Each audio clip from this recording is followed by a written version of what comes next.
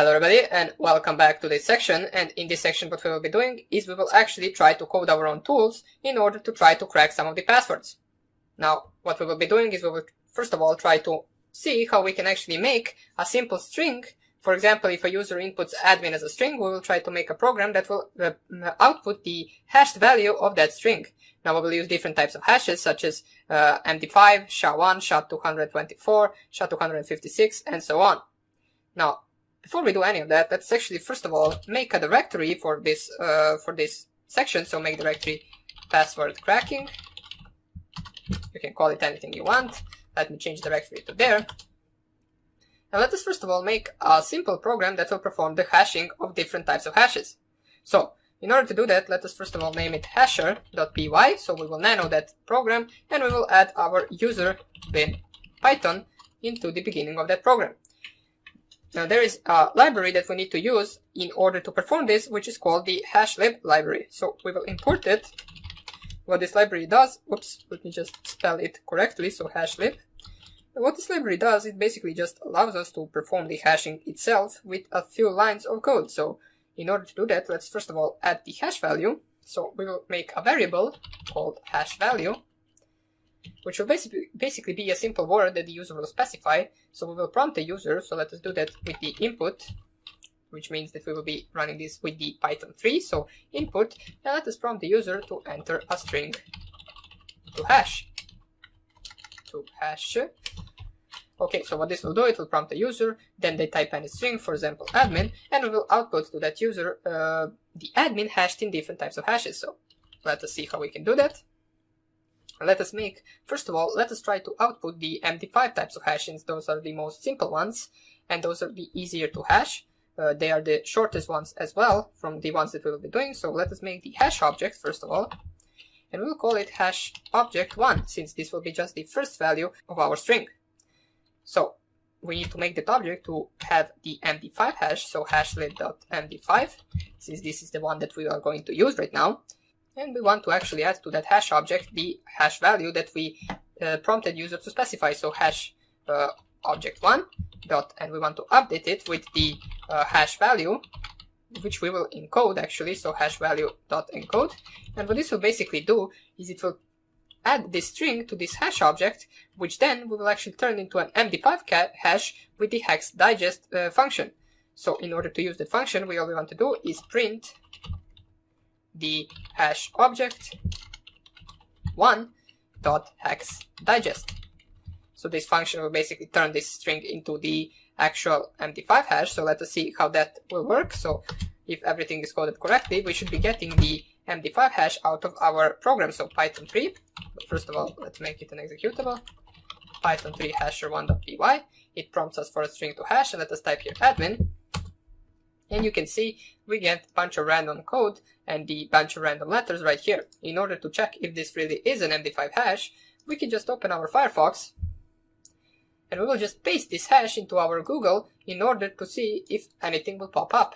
Now, if this really is the admin hash, the first thing that will pop up is that this hash is actually the MD5 hash for the word admin. So let us see how we can check that. So just go right here and just paste the hash and click enter. Once this loads, we will see what do we get prompted back. Hopefully it indeed is the admin password. And we can see decoded hash MD5, the same hash equals to the admin. So our program works correctly. But this is just the MD5 hash, so let us see how we can actually make multiple hash values from this same word. So we will add all of the hashed values. Let us first of all nano our program back. Let us create the hash object 2. And in this object, we will just try to perform the SHA-1 hash. So hash object 2 equals hashlib.sha1. Now the process is the same for every type of hash. So hash object 2 equals, .update. All we have to do is copy the same value right here. So hash value .encode. And we just want to print the string turned into a SHA-1 hash. So hash object 2.hexdigest, which is the function that you will most likely use every time you perform some of these programs that are password cracking wise. And all we want to do right now is actually save the program and see if it will work. So if we just type here admin once again, we see that we get two types of hashes. One is shorter, which is the MD5 hash, and the other one is the SHA-1 hash, which is a little bit longer. Now let's actually try to see every type of hash that we can actually make. So in order to do that, let us just copy this so we don't type it like 3 more times. We will just copy it. We'll paste it. We'll paste it once again. And we will paste it once again, which should be enough. Now all I want to do is change these numbers. So first of all, this one should be number 3. Change here 3 as well. Change here 3 as well. And instead of SHA-1, what we want to do is use, for example, 224. So SHA-224. Here we can use SHA-256. And we need to change this to 4. So hash object will be 4. Same here, but here we can use 512, which will be the longest hash. As you will see that this one will be the longest hashed value of this word that we specify right here. So let us change this to be all 5. And right now, if we save this, we close the program, we run our program and type here admin, you can see that we get actually different types of hashes that are all different, that each one is longer than the previous one. So this one is SHA-512, this one is SHA-256, this is MD5, this is SHA-1, and this is SHA-224.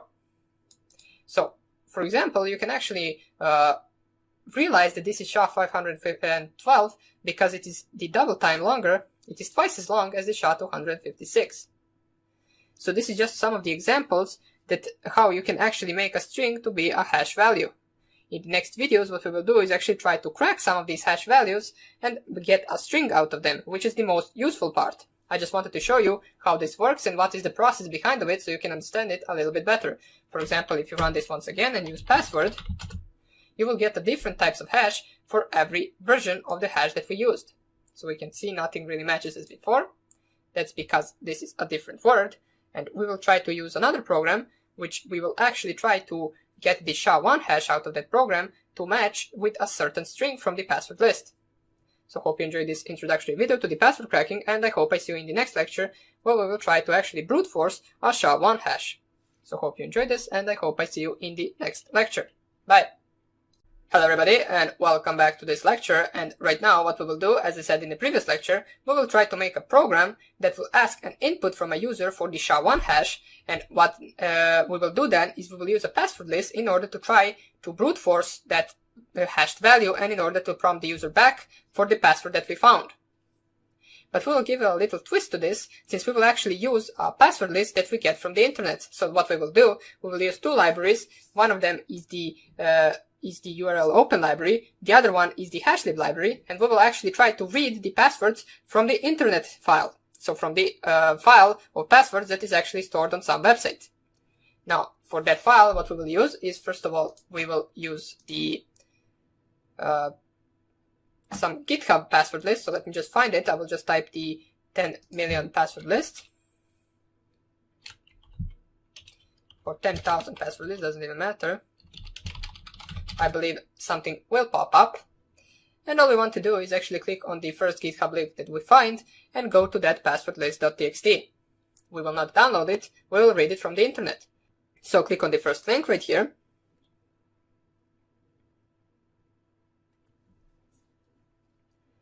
Let's just wait for this to open, and we can see right here, this is the link that we will use in order to read the passwords from. As we can see right here, there are the passwords. Oops, let me just... So here they are right here, and we want to read each one of those. We want to hash it to SHA-1, and then we want to compare it to the inputted hash from the user to see if they match. If they do match, we will print that we found the password, and we will print the password in plain text. If they don't match, we will just skip and go to the next password. So, let us see how we can do that. Let's leave this open, so I will just tab it down, so we can open it later on. From now on, what we want to do is just import some of the libraries. So, let's first of all nano a file called SHA-1 hash.py. Let's make our standard first line to be user bin Python, and let's import from urlib.request. We want to import URL open, since this is the only function that we will use from this library. Now this is a library which allows us to perform the request to the internet pages, and in order for us to open the page from the GitHub where we found the 10,000 passwords, we will need this function called URL open. Now, next to that function, we will also need the hashlib function from the previous video. So let us just import the hashlib as well. So first thing we want to do right now is actually ask for an input from the user for a SHA-1 hash. So we will call it just SHA-1 hash as a variable equals input. Since we are using Python 3, we will specify input and raw and not raw underscore input. We will just type it like this. So enter SHA-1 hash. Let's add value as well. So we will prompt this to the user, and right after we prompt that to the user, what we want to do is we want to use the function called URL open in order to open the URL from the website that we found on GitHub, from the password list that we found on GitHub. So in order to do that, we will specify that in a variable called password list, or in a list called password list. What we need to do is actually first of all make that a string. So since the URL open function will not really return the string, it will return the contents of that actual page. What we want to do is actually make that at the end to be a string. So let us just add the open brackets. And what we want to do is first of all copy the page itself, but you might notice that if you just specify this link, what it will do is it will get the contents of this entire page right here, which we don't really want. What we want is we want to actually get only the passwords from this page, and we can do that by going right here on raw and selecting this link right here. So you can see that the link is the same as before, just right here it added the raw dot. So if I go one directory back, you can see that the link is identical, just right here it doesn't have the raw dot and then GitHub. So let's add it, go to that link, we can see we will get into the, oops, so it does have something else besides that. Let me just see what. My internet is kind of slow right now, so that's why it is loading this long. Let me just go right here on raw. And there is probably something else missing, but what we want to do is just copy this link, which is from the raw page, where there are only passwords and nothing else. You want to copy that link, then you want to paste it between these brackets. But we actually, before we paste it, we need to use the URL open function. So use the URL open. Oops. Open another open and close brackets, add the single quotes, and between the single quotes, paste the link. So here we have the link. Let me just zoom it out so we can see the full thing, since this is too much zoomed in. So here it is. We have the link right here to our page, and all we want to do is actually use it as a .read. Since this we can actually interpret as a file, so what we want to do is actually read from it, and actually use the decodation, since the UTF is the well-known encoding for the websites. Let me just go right here and zoom this a little bit more out so you can see everything as well as I do. So here it is. Now the letters might be a little bit small, but don't worry, as soon as we start coding something else, I will make sure to zoom it in. And right now, this is the entire line that we need to specify in order to open this password list file that is on the GitHub page. So we paste the string, so everything in these brackets will be a string. We use the UTF encoding, and we read from the link that we specified between the brackets. So all we have to do right now is actually read from that link. So for every password in this password list, we need to first of all split it from the new line, since if I go back to my Firefox, you can see that all of these passwords are one beneath another, which means that all of these passwords actually have a new line, a character which is /n, which in Python stands for the new line. So in order to do that, what we need to do is specify here for I, which will be our variable over which we will iterate in the loop for I in passlist dot split, and we want to split the password list everywhere where we find the new line character, since that will mean that we will split it after each password. So we want to split it after the new line character, and for every password what we want to do is perform the hex digest function, which will actually make a SHA-1 hash from that string password.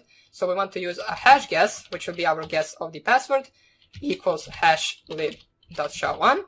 Since we are using the SHA-1 hash as we specified to the user, now you don't need to use the SHA-1, you can use MD5, SHA-512 of any type of hash you want. And we want to make sure that this type of hash is the bytes. Now, what this will do, since we are actually specifying the password list from the internet, we need to use the bytes function on our password, and we need to encode it with the UTF-8, which is the standard encoder on the website pages. Now, all we are left to do right now is specify the hex digest function, which will make the SHA-1 hash from our string. So hex digest, and right now our hash guess should have a SHA-1 hash from the certain password that we are iterating over. All we want to do is now check if this hash guess, so if hash guess is equal to SHA-1 hash, what we want to do is basically print the password basically in plain text. So we will just do it like this. The password is, and then let's add the string from our I variable. Now, maybe you are confused by the I variable, so I will just use password right here. I will change it right here to also be a password. So if hash guess equals, and we want the string of the password.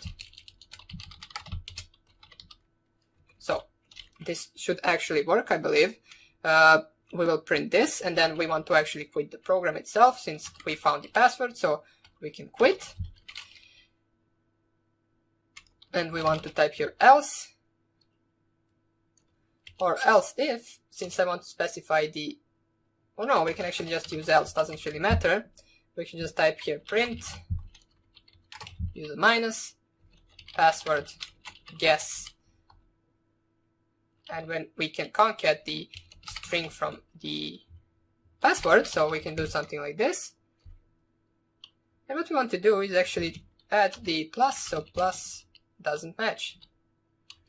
Or let us make a space, does not match, trying next, and then 3 dots.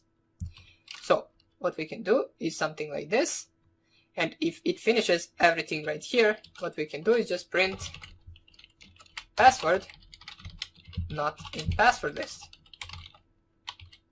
So if this is coded correctly, which I'm having a little bit of second guessing about this line, but we will check it soon enough, we should have successfully actually try to guess the SHA-1 hash value or the string value of a SHA-1 hash with this password list right here. So let us save this. Let us save it. chmod +x SHA-1 hash.py, and let me just check the, for example, 5th password, which is, or let's use the baseball. So let's use the baseball, which is around 10th password from the beginning. We will copy it, and we will use our hasher to get the SHA-1 hash. So in order to check what the SHA-1 hash, first of all, is, let us see which one will it be from the beginning. So it will be the second one. So let us just use the hasher that we coded in the previous video. So hasher, enter string to hash, and we want to paste the baseball. We press enter, and this one right here should be the SHA-1 hash of the baseball. So let's copy it, copy the SHA-1 hash, and let us run our actual SHA-1 guesser. So SHA-1 hash.py. If hash guess equals, okay, so this is a standard mistake I make. As always, you cannot have equal right here, you need to have double equal, so add another equal right here. Let us try once again. No module named URL lib. Okay, so we are missing L right here, so it has to be URL library.request, so URL lib, it has to have 2L, so make sure to specify that correctly as well. These are just some of the minor mistakes. Enter SHA-1 hash value, we paste it, we enter, we let this run, and we can see that it really fast found the correct answer. So password guessing does not match, it tried to guess all of these passwords, and the password is baseball, and then it quit the program.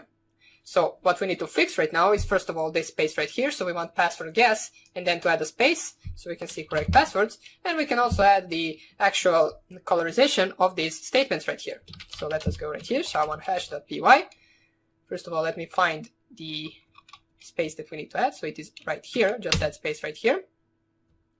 And we can actually import the from turn color, import colored.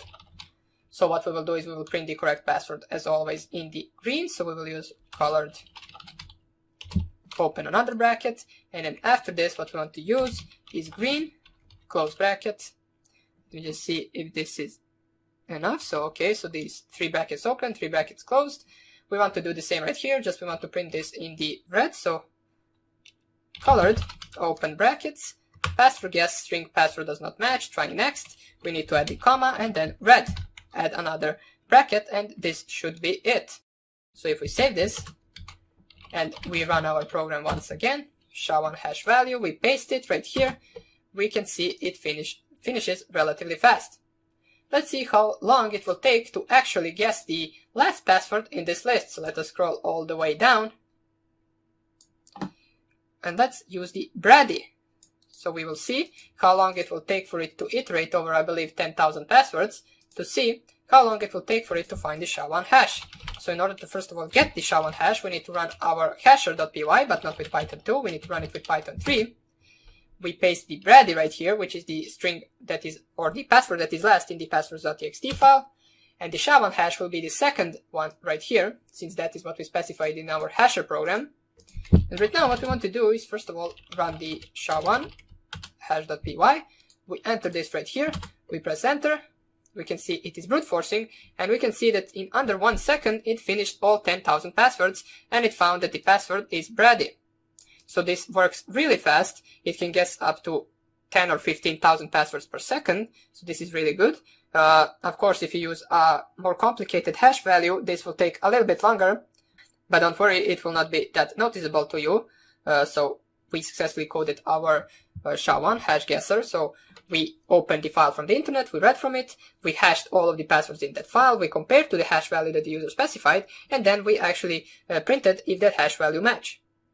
So that will be about it for this video. What we will do in the next one is we will actually try to perform the MD5 brute forcer, which is the hash type, which is the shortest one in our hasher.py program. It is the one that is shortest, so it will be the fastest thing to brute force, and you will see it in the next video. So hope you enjoyed this one, and I hope I see you in the next one. Bye! Hello everybody, and welcome back to this tutorial, where we will actually code a simple MD5 brute forcer. Now in the previous video we coded something that will guess the SHA-1 hash password, but right now let us code something that will guess the MD5 hash. But that's not all of the things that we will change. In the previous video we actually coded a program that will read the passwords from the internet, and right now let us actually code a simple program that will read the passwords from the file that we have in our own Kali Linux machine. So for example, in our own directory we have passwords.txt, and what we want to do is actually use that file in order to try to crack the MD5 hash. So first of all, let me clear the screen.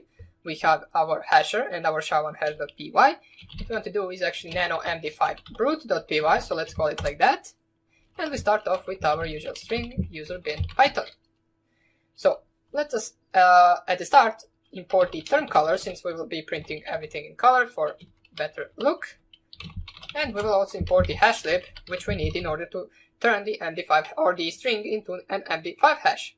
So first of all, what do we want to do? Well, the user of this program needs to specify the MD5 hash, so we want to actually prompt the user to specify it. So we will call that the pass hash, so let us call it like that, pass_hash, equals input, and there we want to actually prompt the user, enter MD5 hash value.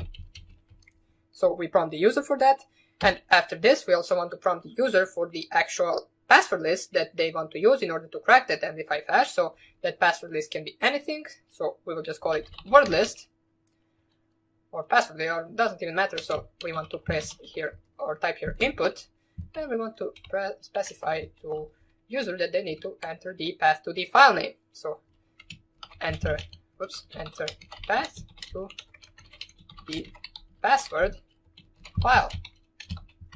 So this is the only thing that the user needs to specify in order to run this program. And right now, let us actually try to, let us code the program that will actually perform the action of brute forcing. So first of all, we want to try to open the file that the user specified. In case they actually mistyped it, we want to print that file doesn't exist. So pass file, let's call it like that, since we call this pass hash. This will be pass file equals open, and what we will try to open, we will try to open the word list for reading, as we only want to read the passwords. Now we will try that, and if that doesn't work, we can print this. For example, let me just add the double quotes, print no such file at that path. So at that path. Let's add exclamation mark and close this, and we can actually put this in a function so it looks a little bit better. Def try open word list, and we need to tab all of this into that function, so tab it just once. Let's actually copy this to be after the actual function itself, so just copy the input values, put it below the actual function itself. Now let's go right here, and what we want to do right now is actually just try to change every single password from that file into an MD5 hash. But before we do that, what we want to do is actually call the try open on the word list, so it actually gets executed, except right here. And if that doesn't work, we also want to quit the program so it doesn't continue executing, because it will run into an error. And after this, what we want to do is actually loop over the password file for every word. So let us do that for every word in our word list, which makes sure that, let me just see right here, for every word. Now, since we opened the word list in our pass file, we need to specify the pass file. So for every word in pass_file, what we want to do is, first of all, print that we are trying to hash that word into an MD5. And then after that, we will actually try to compare it to the actual hash value that the user specified to see if it matches. So print, we want to use colored.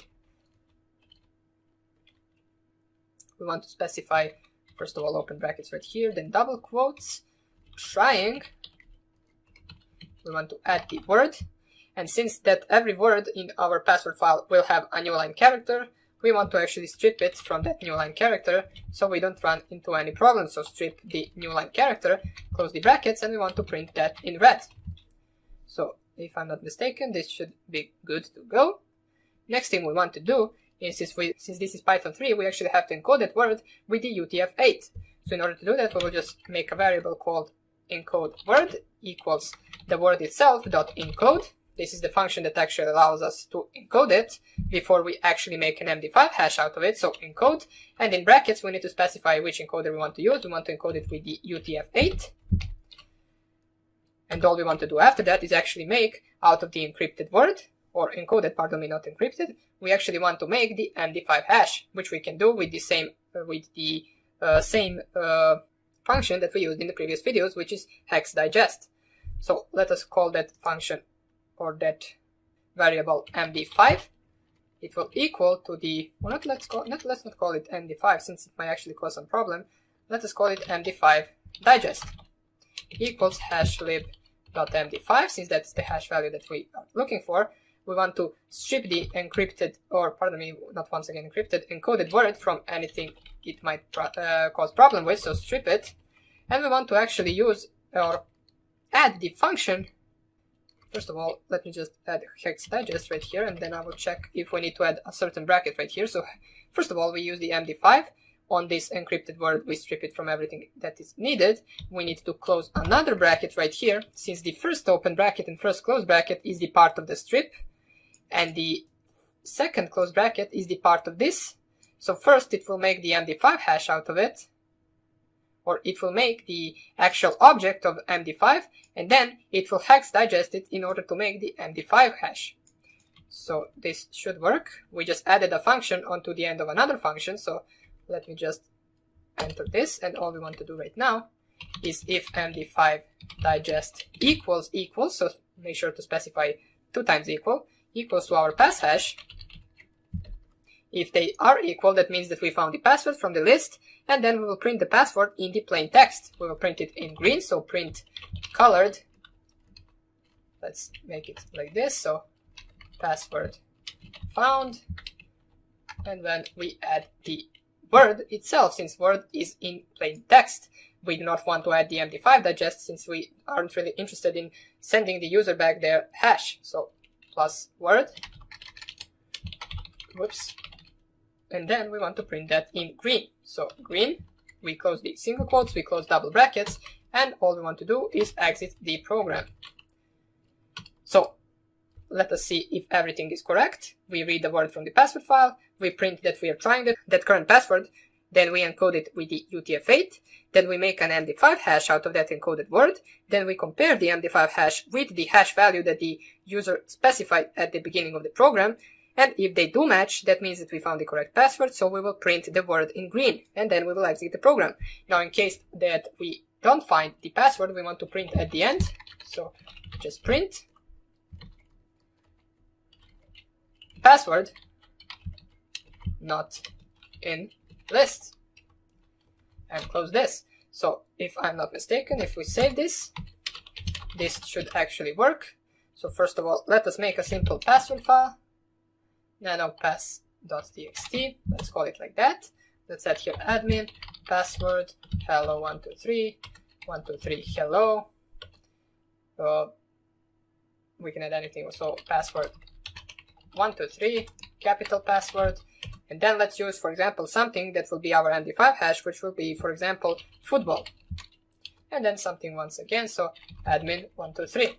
So we will save this, then we will encode, or not encode, we will hash the football string with our hasher program and get the MD5 out of it. So let us save this. We have it right here, so pass.txt. Let me just zoom this in. Then we will run our hasher, but before we run it, let's just see where is our MD5. So it is the first value that we will receive. That is the MD5. We run our hasher to get the MD5 hash out of football. Here it is. We will copy the MD5 hash. Oops. So copy the MD5 hash. Then what we want to do is run our MD5 brute. But let's first make it an executable. Then Python 3 MD5 brute. Enter MD5 hash value. We paste the hash value of the football word. We enter the path to the password file. Since the path.txt is in the same directory as our MD5 brute, all we need to do is specify the name of that file. And it says name path file is not defined. Now, I'm not really sure what that means. Also, path file is actually only the variable in the actual function, so we'll just add here global path_file. This should, I believe, fix the problem, because global variables are also allowed to be used outside of the function, but if you declare a variable inside of the function, it will not be recognized by the rest of the program that doesn't actually have anything to do with that function itself. So let us add global path file. Maybe this will fix the problem, maybe not. So path.txt, and it did fix the program, and we actually managed to find the correct password. As we can see, trying admin, trying password, none of these really worked. Then it tried football, and it said password found, football, and it quit the program. It didn't continue executing for any additional password, so that is good. We successfully coded an MD5 brute forcer, which can crack MD5 hashes.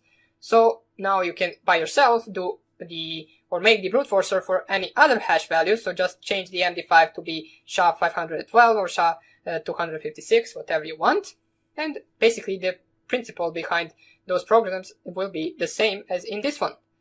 So hope you enjoyed this tutorial. What I will do in the next one is I will show you a library that comes in Python, which is called the crypt library. Now it allows us to actually hash the passwords with a salt value. Now I'll explain everything in the next video, but for now on that would be it. Hope you enjoyed it, and I hope I see you in the next lecture. Bye! Hello everybody, and welcome back. And in this video I want to introduce you to a library that comes in Python, which is called the crypt library. So let us see how we can actually import that library. First of all, open your Python 2 interpreter, since we will be using it in Python 2. Now you can also use it in Python 3 if you want to, but you might need to actually pip3 install crypt. So in order to import it in Python 2, all you have to do is actually just type import crypt. So it comes pre-installed. You will not have to install it for Python 2. Let me just check if it actually comes pre-installed in Python 3 as well, so we can actually try to import it there as well. And you can see that it actually does come in Python 3 as well. So let me first of all zoom this in so you can see it better. And what this allows us to do is actually make or to encrypt a password in plain text with a salt value. Now, a salt value allows us to actually encrypt the same word with the same crypt function, but to actually have a different value, hashed value, once it actually finishes the encryption. That's why it uses salt. So the same word will actually, with different salt, have a different encrypted value at the end of the process. So let me just show you. If we make a variable, for example, called word, and that word is just admin, for example. So we have a string attached to this variable, and that string says admin. Now let's use a value called crypt word. So this is a variable that we will use to store the encrypted word, or encrypted with the crypt function from our crypt library. All we have to do is just type crypt.crypt, and we can specify the word in the brackets separated by comma with the salt. Now the salt will be 2 letters that you specify between the double quotes. So let me just show you. If I just type here hx, for example, then finish it with double quotes and press enter, you will see that if I just type here print crypt word, you can see that we get something different from the word admin. But you might notice that it actually has the first 2 letters the same as our salt. So if we, for example, wanted to do it once again, so we want to use a crypt function, so crypt.crypt, and we want to use it on word, whoops, and right now what we want to use is a different salt, so let's use DL. For example, you can use any 2 letters you want, close the brackets, type here enter, and if we actually print the crypt word once again, you can see that the value is completely different from the value of the previous encrypted word, which we actually encrypted the same word, which is just admin. So this is more advanced actual technique to encrypt the passwords, since allows or prevents hackers from actually being able to brute force the passwords once they're using salt. Since if they find the hash value of the value admin, they can actually have multiple hash values for that word, since the salt is applied to that process. Now, what we will try to actually code is we'll actually try to code the brute forcer for the crypt library, or we will try to brute force a certain word which is encrypted with this crypt function right here. But in that process, we will actually know the crypt value, since we can notice right here, or the salt value, since if we look right here, we know that the salt value will always be the first 2 letters from the word that is encrypted. So we can see that right here we use the hx as a salt for the encryption, and we can see that the encrypted value actually had first 2 letters to be hx. Now then we actually try to use the DL, and we can see that the encrypted value at the end had DL as first 2 letters. So this allows us, even when we see something like this, to know what the salt is of that encrypting process. So we know that the salt was DL, which then we can specify of our program that we know the salt, and we can encrypt every password from our password list with the same salt, and then we can actually try to compare it to this salt, to this encrypted value right here, and if they do match, we found our word in plain text. So let us see how we can actually do that. Let us close this right here. Let us nano cryptforce.py, that is how we will name it, since we are actually brute forcing a password that is encrypted with the crypt library. We add the user bin Python as usual, and we import our crypt library right here. Now, first of all, let us start by actually creating our main function right here, which this function, what we will do, it will actually prompt the user for the password file, and then basically that user will input the password file, and we will read from the password file. But let's first of all, before we do that, create the password file itself. So save this, even though we didn't code anything, and let's remove the pass.txt from the previous video. Since we will create a little bit different password file, we will create the password file that actually contains both usernames and passwords, just the passwords will be encrypted with the crypt library. So let us go to the Python interpreter, import crypt. For this demonstration, we will actually use our, let's say, basketball, since in the previous video we used football. So basketball is the word, and encrypted word will be crypt.crypt. We want to encrypt the word, and we want to use, for example, the salt, which is GH. So just specify it like this, print encrypted word, and this is our encrypted word basketball with salt GH. So let us copy this, we will put it in our password.txt file. nano pass.txt, so we will nano a new file, and here we can actually specify anything, so admin password. Now imagine all of these values are actually hashed with the salt from the crypt library, so admin password 123, admin, root tour, root passwords, root, and then we add the hashed value right here. Then we can add admin root, and so on and so on. So the point of our process is that once it reaches right here, it will notice that this is the GH, which stands for salt, and then it will try to encrypt the password basketball with the actual password list that we specified that contains words. So this is the first program that will actually use two different files in order to crack it. This is the file which actually contains the password that we want to crack, and the file that we will use from which we will be brute forcing, we will name something like dictionary.txt, and then we will actually encrypt every password from the dictionary with the same salt value and compare it with these values right here from these passwords. So let us save this. Let us nano a dictionary.txt, and here we can just type your password, root, admin, football, hello world, and then let's add basketball. And then admin once again, or admin123. Now this is our dictionary. This is the file that we will use to brute force the password. So let us save this. We have these two files right here, dictionary.txt and pass.txt. Now let's not make sure to not confuse ourselves with that. So basically I will explain it once again.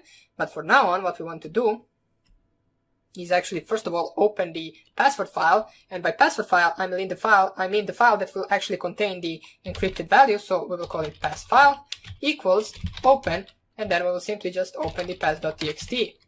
We can open it for reading, or we can actually prompt the user to specify the file, so no, it doesn't even matter, since you can just type here raw input or whatever you want if you want to actually prompt the user for the actual password file. But for now, let's just use this right here.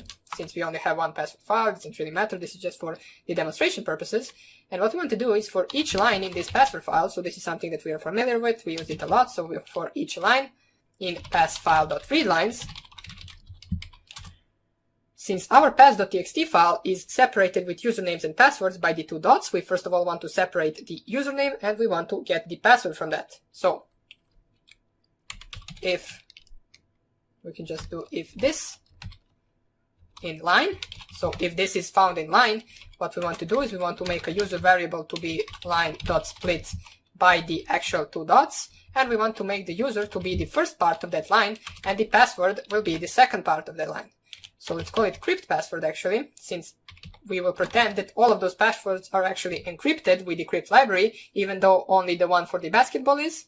But it doesn't even matter. This is just for demonstration. So line.split. We want to split it by two dots. We want to use the second part of that line, and we want to strip it from any, for example, spaces that are there, or from any new lines. This is something that we must always include, the new line, since this character, even though you can't see it once you open the password.txt file, it is there and it will present problem if you do not remove it. So for now on, let us just print the actual crypt pass in order to see if we successfully removed everything that is unnecessary in our file. So let's save this, but first of all we need to code the calling of the main function, and let's actually make this an executable. So cryptforce.py, chmode it, and then we need to run it. We will run it right here. Global name crypt pass is not defined. So print crypt pass. Let us see why is it not defined. Oh, it's not crypt pass. It's not crypt pass. It is crypt word. Pardon me. So crypt word. We will print it right here, and this is good. So we got the passwords without the new line characters. So we get it right here. This is the value that we are looking for. This is what we want to actually decode to be a basketball. I believe that was the word that we are looking for. So all we have to do right now is first of all go back to our file. We want to remove the printing of the word since we don't really need to print it. Now we know that it is good. So what we want to print is, let us print cracking password for, and then add the username which we are cracking for. So the user variable is the first part of the line. So we will want to crack the password for that user. And then let us use a function called crackPass. That's what we will call it. And we will pass to that function our crypt word. Now this function doesn't exist, of course, so let us code it up here. So crackPass, we need to name it the same as in the code itself, so crackPass. Let's first of all make this a small letter, so not capital, and this crackPass will take the crypt word as an argument, so it will take the crypt word as an argument. And first thing we need to do, as I said before, we need to declare what is an actual salt in this password. So an actual salt is the first two letters of the crypt password, and the first two letters we can select like this. So salt will actually be the crypt word, and the crypt word from the first letter to the second letter. So this is how we can actually create the salt variable to actually contain the first two letters of our crypt word password. And all we want to do right now is open the dictionary file, which we can actually select as dictionary. I'm not really sure how we can spell it. Dictionary equals open, and then we will open our dictionary.txt for reading. So we opened our dictionary, and what we want to do for every word in this dictionary, we actually want to first of all strip it from the new line as always, and we want to crypt it with this salt right here and compare it to the actual value of the crypted password. So let us do that. So for every word, for word in dictionary, for word in dictionary dot readlines,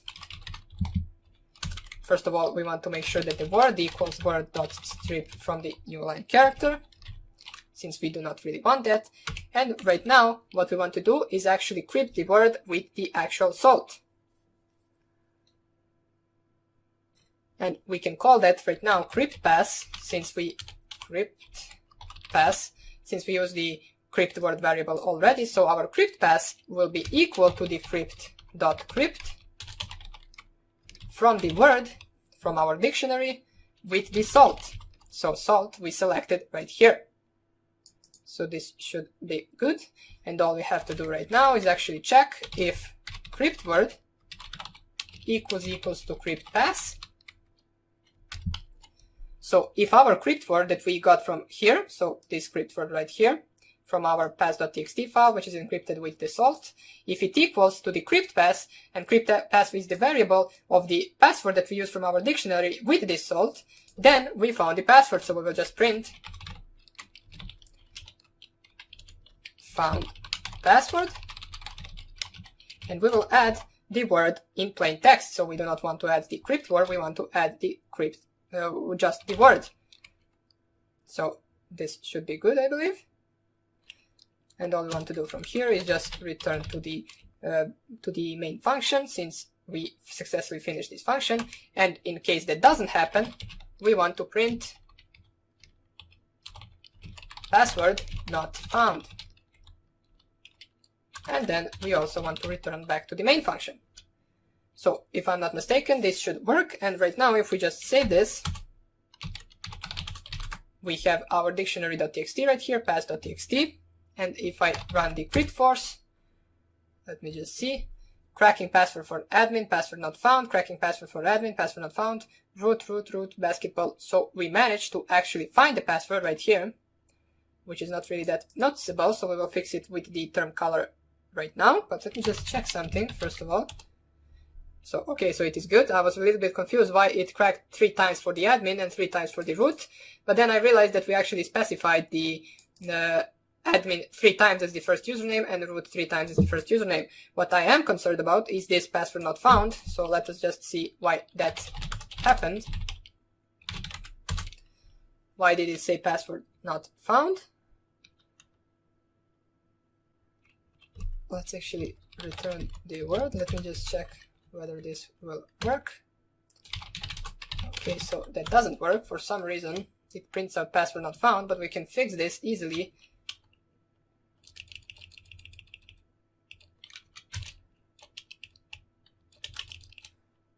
with the else, and then we want to print password not found. But no, this shouldn't actually be like that, so let me just think about it. We will iterate over every word in the dictionary, so we do not want to print it right here. Let's see what happens if I just run it like this. Cracking password for basketball. Found password. Oh, I think I know what the problem is. I should have printed it right here. Let me just try it. Password not found.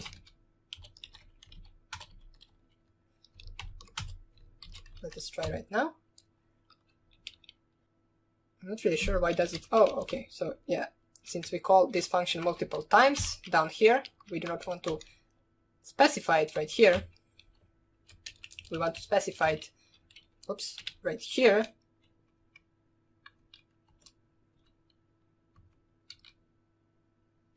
Think about this. If I quit right here and then print, oh no, let's actually return right here.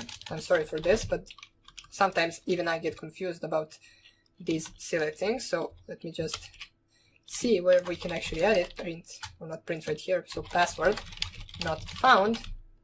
This is really that big of a deal, but it is always good to have everything specified correctly, and we do not want it to have it like this. So what we want to do is actually type it right here, and let us run this once again. But we still do get password not found, even though it is not anymore printed after every username. So let's actually now fix the actual colorization. Term color import colored. This password not found, we can actually, so we can do it like this, return true.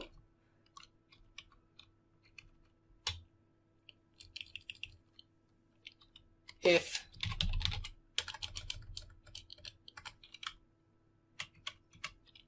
let's try it like here. If crack password, then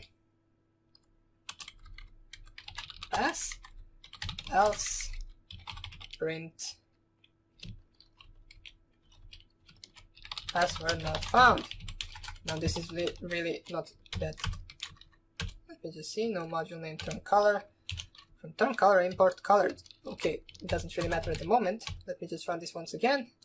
Okay, so for some reason it doesn't even matter, so we'll just not print this password not found. Can't really think about it right now. It is not really that important. What is more important is that we actually specify the colorization, so we can more easily notice the actual password if we find it. So colored, we want to print this in red.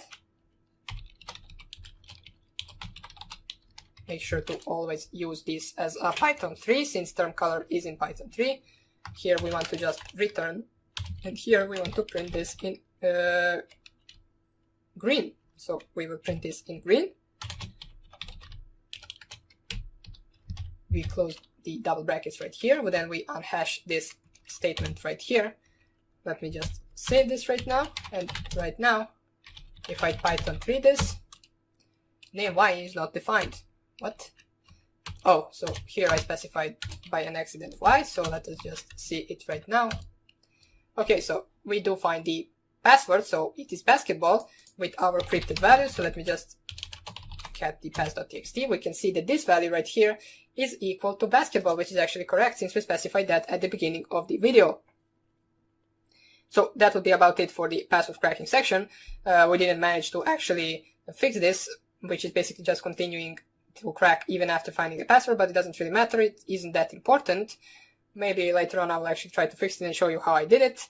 But what is more important, that in the next section we will actually start off by actually attacking or coding some of the attacks in our local area network.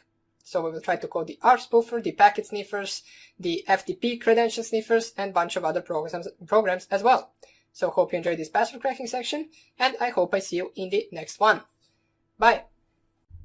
Hello everybody and welcome back, and in this section, as I said, what we will be doing is we will be coding our own spoofers, sniffers, DNS sniffing, packet sniffers, basically FTP credential sniffers, MAC changers, and so on. Now, the first thing that we will start with is the actual MAC changer, since that is one of the most simple things we can code from now on.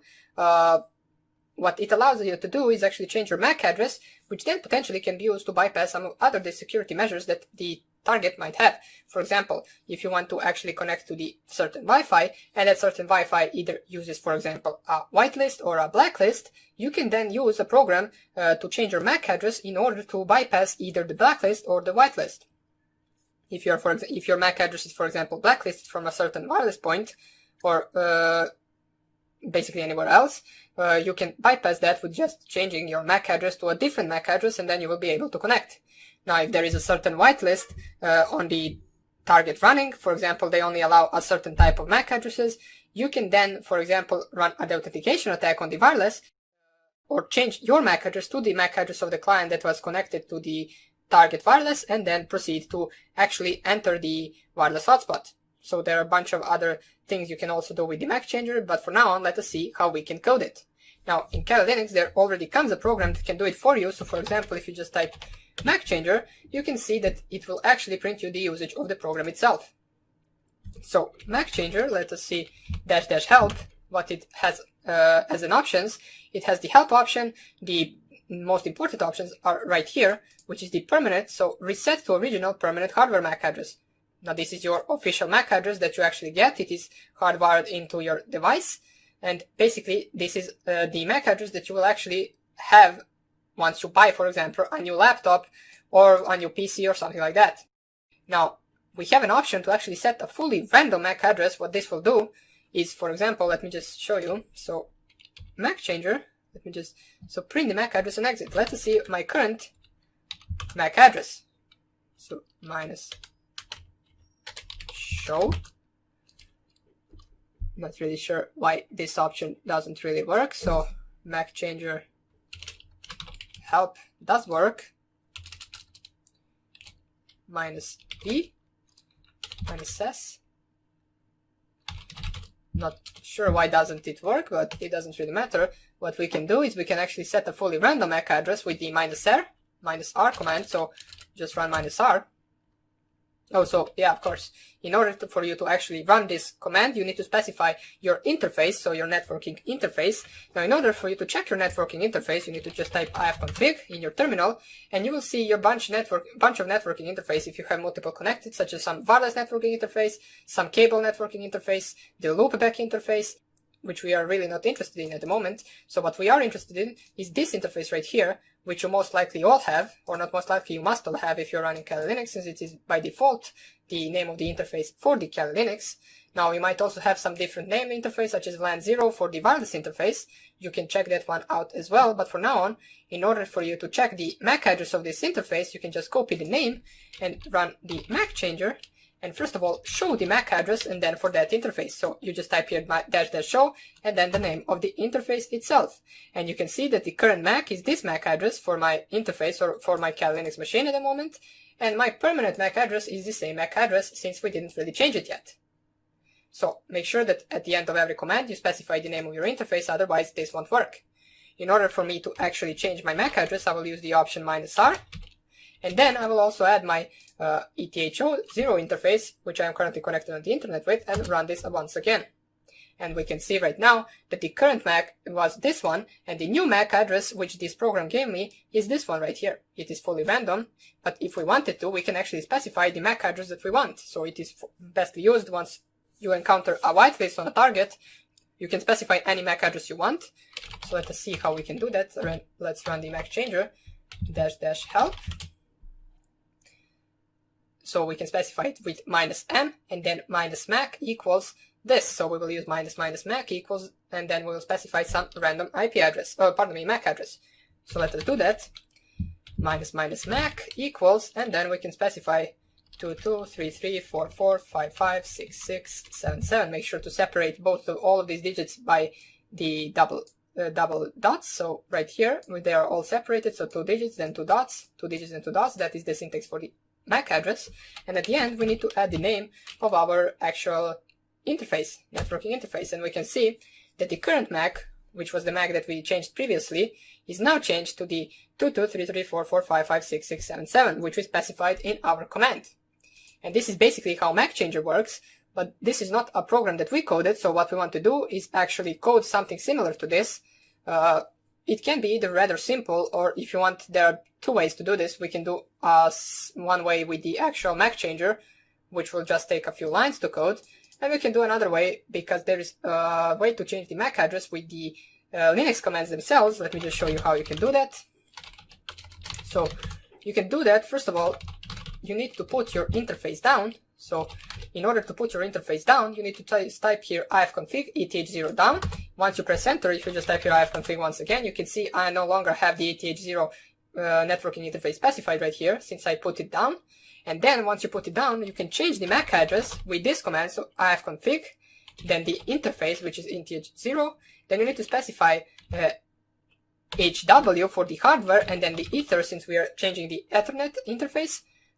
We want to specify after that the new MAC address, which will be 334455667788.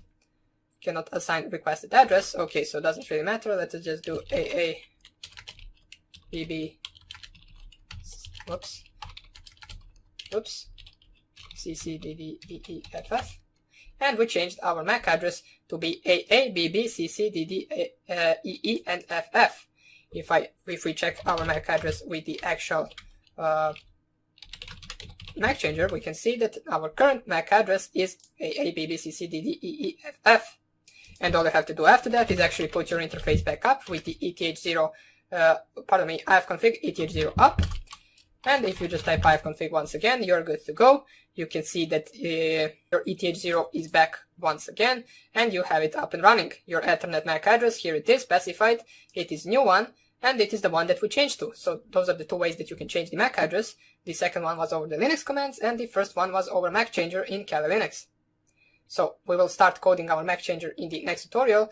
Hope you enjoyed this little demonstration, and I hope I see you in the next lecture. Bye!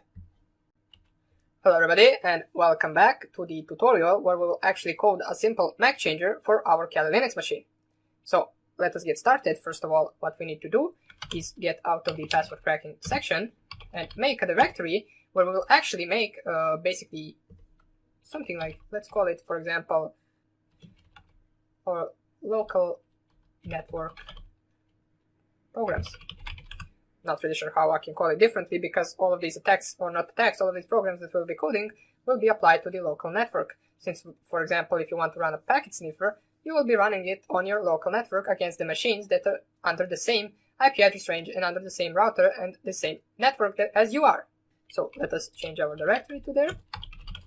I really am not that good with the directory names, but it doesn't really matter. So let's nano MAC changer. MAC change, let's call it MacChanger.py, so we don't confuse it with the actual MAC changer. And let's add the user bin Python. Let me just, since my connection is failing, let me just service network manager restart. Well, you don't need to do this, don't worry. There is just some problem with my network at the moment, but it doesn't matter. Now, what we will be using right now is a library called subprocess. Now, what that library allows us to do is actually to execute system commands and check out their output in order to actually see whether we got the correct MAC address changed or not. So what we can do is actually, first of all, import it. So import subprocess. This is how you specify it. And let's get to the main function, def main, which as always doesn't take any arguments. And what we want to do right now is, before we actually change the MAC address itself, we want to make sure, or not make sure, we want to actually check out what the interfaces we have, or what the interfaces the user of this program has specified. So for example, if a user specifies eth0, then we want to use the eth0 in order to change the MAC address on that interface. So let's actually prompt the user with the interface, the matter interface equals, and what we will do is we will actually input, so we want to prompt the user to enter interface to change MAC address on. So then they would enter, for example, ETH0, and then we will use ETH0 to change the MAC address on that interface. So that is one thing that we want to specify. The next thing we want to specify is the MAC address that the user wants to change to. So the new underscore MAC underscore address can be equal to the input. Connection failed, okay. Just disconnect for now on, doesn't even matter at the moment. So new MAC address, interface, not interface, input. We want to prompt the user with that. So we just set here a star instead of a plus, since a plus is when we actually manage to do something. Enter MAC address to change to. So this is the MAC address that they want the to change to. So we get two variables. One of them is the interface and the other one is the new MAC address. So right now what we want to actually do is check the output of the ifconfig command on a certain interface, since the MAC address is specified in the actual output of the ifconfig. So let me just show you. If I save this and run ifconfig, you can see that the MAC address is specified in this command. So what we can actually do is run the ifconfig from our program, check out the output of this command, then change the MAC address, then check out the output of this command once again. And if they are different, that means that we successfully changed the MAC address, and then we will print MAC address changed into the desired MAC address. So let us see how we can do that. MAC change. We added two variables, and right now what we want to do is first of all check the output of the ifconfig command. So first of all, let us do that and place it in a variable x. So just call it simply x subprocess, or we can actually call it, so you don't get confused, we can call it before change. So subprocess dot check underscore output. This is the function that we will use in order to check the output of the actual command that we will be running, which is ifconfig plus interface.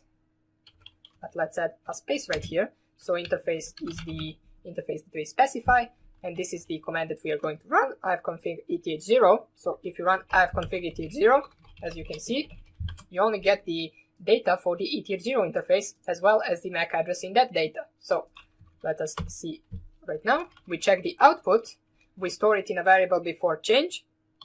Then what we want to do is actually change the MAC address, and we will make a function for that. So let's call it change underscore MAC underscore address.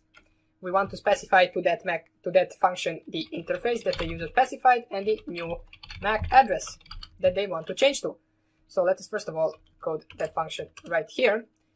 Def change underscore MAC underscore address. We pass their interface and MAC. So we'll just use it like this. Well, let's leave it like this. We place the two dots, and all we want to do is just run three commands which we ran in the previous video, which are the actual Linux commands. So ifconfig, and then put the interface down, then use the command to change the MAC address, and then put the interface back up. So in order to do that, we can use the subprocess library and use the function called call. So subprocess dot call. This function right here will execute the command in the brackets. It is similar to this function right here, which will execute the command in the brackets and also store the output to some variable. It will check the output, as it says, and this will just actually call this function or call this command, and it will execute it. So we want ifconfig with space plus interface and plus actually putting it down. So make sure to add spaces right here, so otherwise this will not work. Let's close the square brackets and close the normal brackets. Then what we want to do is call the subprocess.call. Then we want to actually use this command, ifconfig space, then close double quotes, plus interface. So on our interface, plus the double quotes open, then space HW for the hardware, then space, then another double quotes, and then plus open double quotes ether, then space, then close double quotes, and then plus the MAC address. So if I'm not mistaken, this should be similar to something like this: ifconfig eth0 hw ether, and then for example aa bb cc dd eeff. So this is the command that we want to actually run. So let us see If everything is good, everything should be good. So we close the square brackets, we close the normal brackets, and all we want to do is actually call the same thing right here, just to put it up, to put our interface up. So we paste this, and all we have to do is change this from down to up. And this is the entire function of the changing the MAC address. So all we want to do is actually call it right here, which we did. We called it on the interface that the user specified, and we called it on the MAC address that the user specified. And all we want to do right now is add a variable which will be after change equals subprocess dot check underscore output. So same thing as right here, just this we ran before the changing of MAC address, and this we ran after changing of MAC address. So open square brackets, ifconfig plus interface, close square brackets and close the normal brackets. Here I made a typo, so here we have to actually close the square brackets first and then the normal brackets. And then after this, all we want to do is actually compare these two. So if before change equals to after change, so if these two variables are equal, we will print, we can print basically something like failed to change MAC address to, and then we can add the MAC address that the user specifies, so new MAC address. And we close the brackets.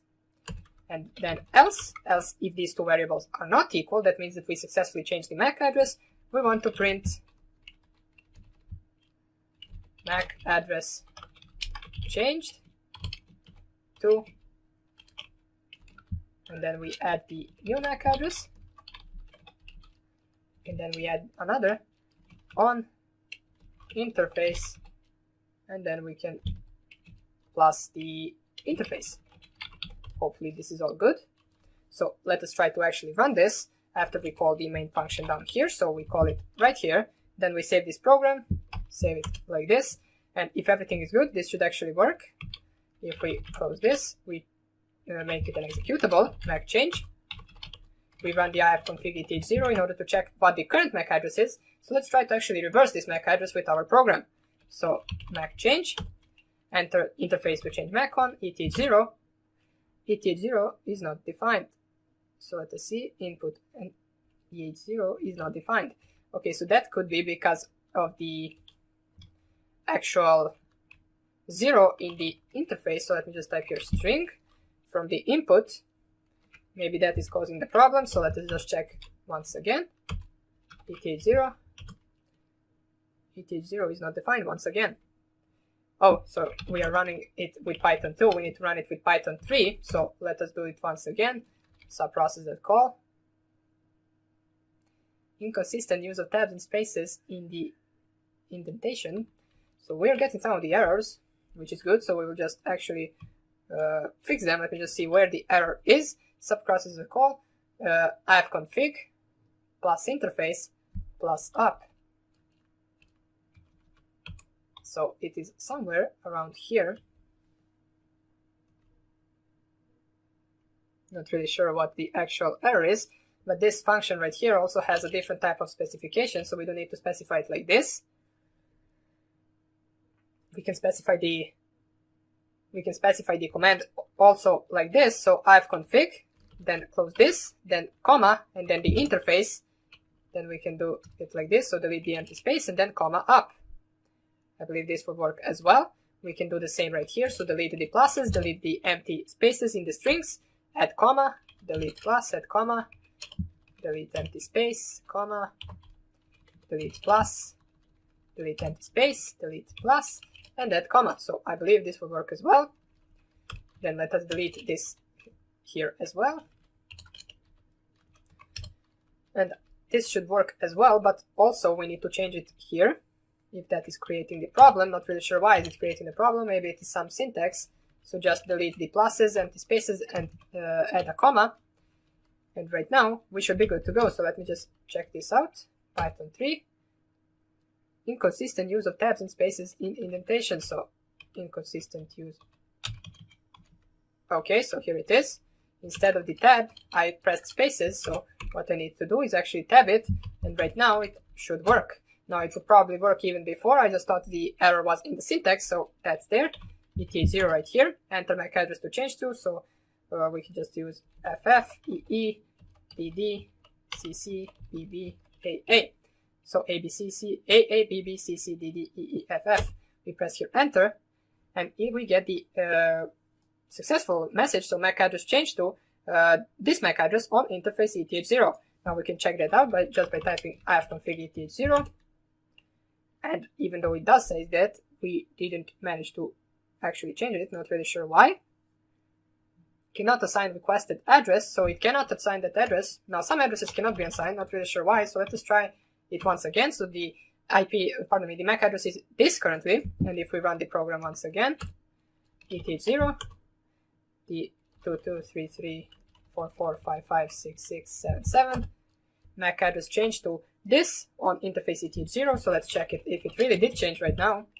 And right now we successfully changed the MAC address. So our program works. We managed to change the MAC address to 2233445566. Now let's just add a little bit of actually cleaning up our code, and by that I mean actually fixing some of the print statements. Print MAC address change to new MAC address. On interface, let's add the 2 dots right here. Let's also print this in colored, so we know when it's managed, so it looks prettier. It looks prettier if printed in green. Add the comma, add green, close another bracket. Here we can add comma, add red, close another bracket. We can print colored here as well. So when it fails, it will be red. Open bracket right here, and import the from term color, import colored. Save this, see if it works. Python change, ETH0. We know what our current MAC address is, so we'll change it to AABBCCDDEEFF. We press enter, and we get MAC address changed to this.